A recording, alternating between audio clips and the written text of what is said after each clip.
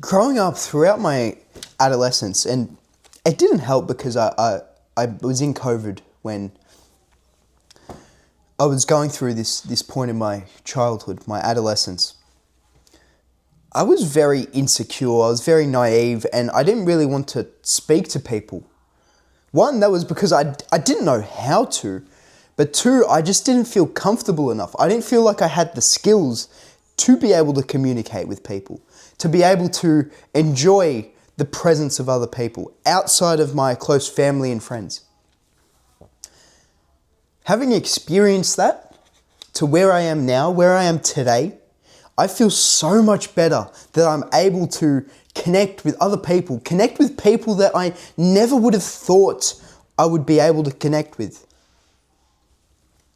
And to me, it comes down to one thing only: confidence. In today's video, I will explain confidence in relation to emotional intelligence and give you examples of how emotionally intelligent, or the lack of emotional intelligence of when I was growing up to where I am now. And hopefully you'll be able to identify within yourself where on this spectrum you are. Let's get straight into it. First of all, self-regard. It's your ability to be confident in your own ability. It's how you present yourself. It's a sense of knowing, sense of awareness that, yeah, I'm good at what I do. Yeah, I can speak to this person. Yeah, I can go and do that. I can do this. But it's also, just at the same time, it's knowing your weaknesses.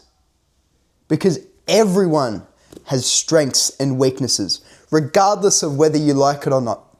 Everyone does. Everyone has something that, yep, I am one of the best at doing that. I'm really good at doing that. And at the same time, people also have something that they're not so good at.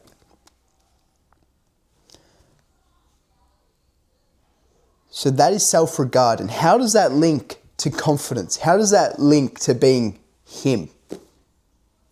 I am. But we don't have to talk about that. We don't have to talk about that. How does self-regard link to confidence? Well, self-regard in the emotional intelligence space, it is your confidence. It's your ability to be confident about yourself, how you present yourself, how you view yourself. That is your self-regard. And the higher that is, not only the more attractive that you seem, but the more that you'll enjoy your life too. Because if you enjoy being in your own skin, you enjoy doing the activities that you love to do, spending time with the people you love to spend time with, of course you're going to love life more. You're going to be so much better at everything, because you're not walking around really like droopy like the guy in the Telstra ad.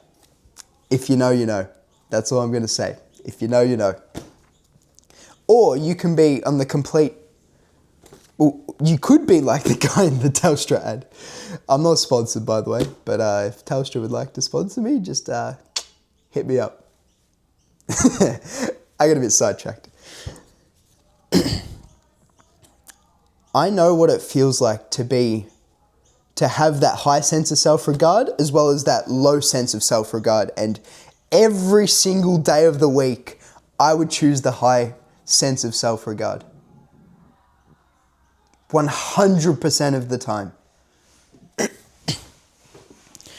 I'm just going to run you through some examples of how I actually felt when in these different phases.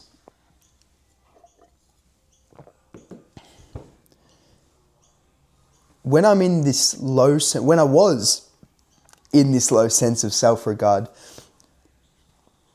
I did not feel confident to do anything. And it got to a point where I didn't actually want to do anything. I just wanted to sit at home, lay on the couch, play PlayStation, and do nothing more. I felt constantly tired. I was low-key sick, like ill, unwell, consistently, and I just had no energy to do anything. I didn't want to eat well. I didn't want to exercise. I didn't want to meet people. I just wanted to sit and do nothing. Whilst this felt comfortable, because it was easy, I knew that the journey from getting to this spot to where I am now, it was going to be so difficult. Extremely hard, yet it was hard is what is required to get the results that you want. Hard is exactly what you need to get to where you want to go. And I contrast that to where I am today. I feel so much confidence that I can just do and act the way that I want to. Respectfully, of course, because you don't want to be a dropkick either, let's be real. We all know someone that's a dropkick and we're like, we do not want to be like them. So, I don't want to say there's a balance, but also just be aware enough of your own actions, be confident enough to enjoy yourself, to be able to spend time with people that you love, to do the things that you love doing, and to say what you want to say, but do it in a way that is respectful. Do it in a way that you're not being a dropkick, is what I'm trying to say.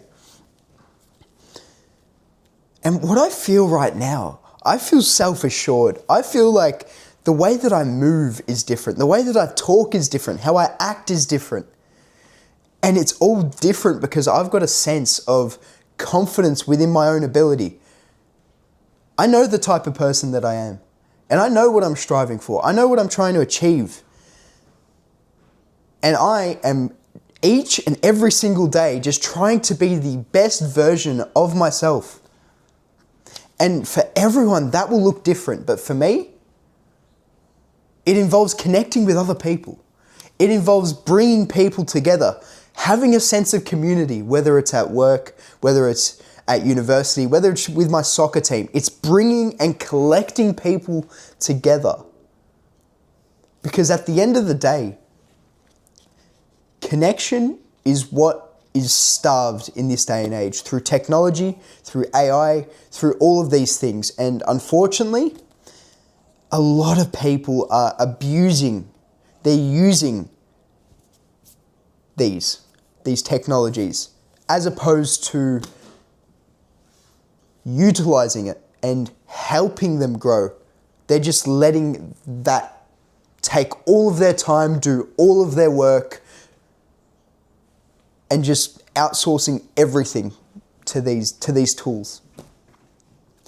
And what I'm here to do, I'm here to bring back, make connection and community thrive once again.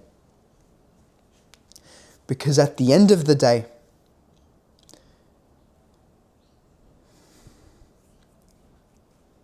your ability to connect with others, not only will you feel so much better about it, but you never know what someone else is going through. So sometimes your ability to make someone laugh, your ability to just have a nice, a wholesome chat with someone, it could only be for a couple minutes, that could make their day. That could change the momentum for them in a good way. Because I'm going to link this back to Winnie the Pooh. There's a character, Eeyore, and he symbolizes depression. And he always says everything bad always happens to Eeyore. So could you guess what happens? That's right. Everything bad always happens to Eeyore. So if you are able, just through a short, a wholesome chat, help someone acknowledge that there are good parts about them, that they can achieve what they want to achieve, that they are capable of communicating and expressing their feelings to other people, that can help break that negative momentum and start creating better habits, start creating better ones to help them get to where they want to go. to close off the circle, be confident in yourself. It is a way of living, as opposed to it's being something that happens once or twice, or being contextually confident. Be contextually confident with life. Be contextually confident with how you present yourself each and every single day in any situation that you're in.